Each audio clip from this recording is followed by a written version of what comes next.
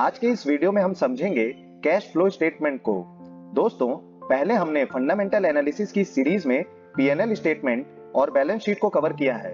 आप आई बटन पे क्लिक कर उसे देख सकते हैं।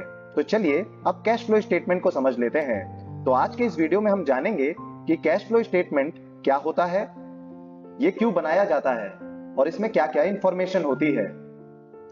दोस्तों, कैश फ्लो स्टेटमेंट भी इनकम स्टेटमेंट और बैलेंस शीट की तरह ही एक फाइनेंशियल स्टेटमेंट है जो हमें बताता है कि कंपनी के पास एक फिक्स पीरियड यानी एक साल में, क्योंकि कंपनी अपनी एनुअल रिपोर्ट हर साल रिलीज करती है, तो इस एक साल में कंपनी के पास कितना कैश आया और कितना कैश कहीं लगाया गया, जिससे हमें पता चलता है कि उस एक साल में कंपनी के पास कैश में कितना चेंज आया है। पर दोस्तों, अब सवाल आता है कि जब कंपनी अपने इनकम स्टेटमेंट यानी पीएनएल स्टेटमेंट में नेट प्रॉफिट को बता रही है, तो फिर कैश फ्लो स्टेटमेंट की क्या जरूरत है। तो चलिए इसे समझते हैं। दोस्तों, इनकम स्टेटमेंट एक्यूरल अकाउंटिंग पर बनाया जाता है और एक्यूरल अकाउंटिंग में कंपनी अपने रिवेन्यू को तभी काउंट कर लेती है जब कंपनी कोई ट्रांजैक्शन करती है। चलिए इसे भी एक छोटे से एग्जांपल से समझ लेते हैं।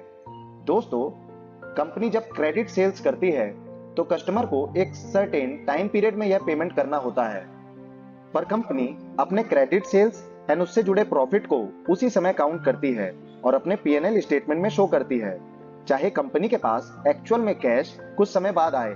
और अगर किसी ट्रांजैक्शन में डिफॉल्ट या कस्टमर पेमेंट ना कर पाए, फिर भी कंपनी ने तो उसे अपने इनकम स्टेटमेंट में शो कर दिया।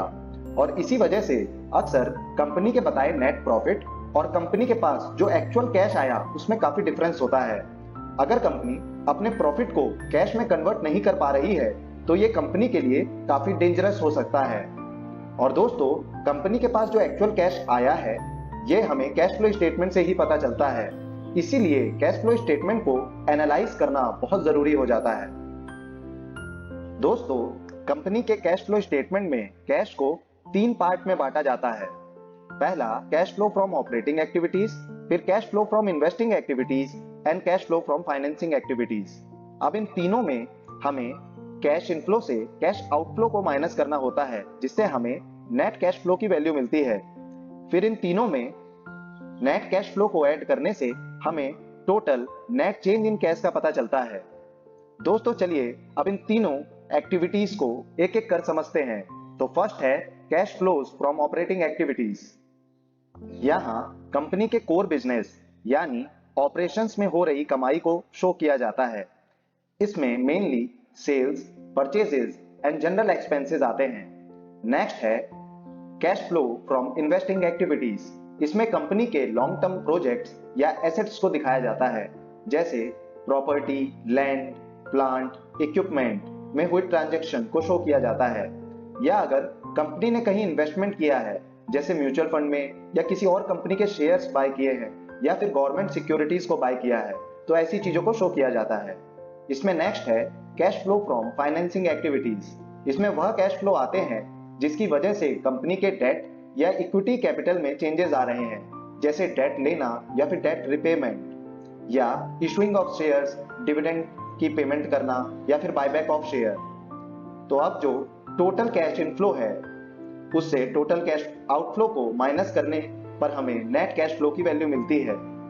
दोस्तों, इसके बाद तीनों पार्ट से आए नेट कैश फ्लो को ऐड करने से हमें पूरे साल में हुए कंपनी के कैश फ्लो में जो भी चेंजेस हैं उसका पता चलता है।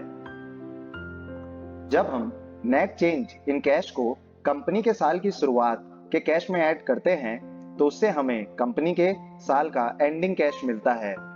दोस्तों, कैश फ्लो स्टेटमेंट में सबसे जरूरी डेटा होता है cash flow from operating activities, जिसे हम सीएफओ भी कहते हैं।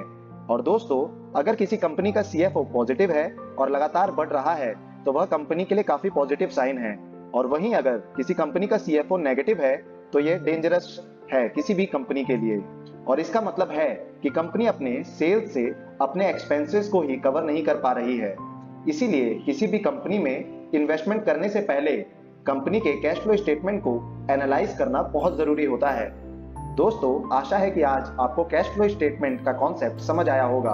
अगर यह वीडियो आपको इन्फॉर्मेटिव लगा हो तो लाइक जरूर करें। और हाँ दोस्तों, चैनल को सब्सक्राइब करना ना भूलें और बेल आइकन को क्लिक करें ताकि आपको हमारे वीडियोस के इंपॉर्टेंट नोटिफिकेशन टाइम से मिलते रहे। धन्यवाद। जय हिंद।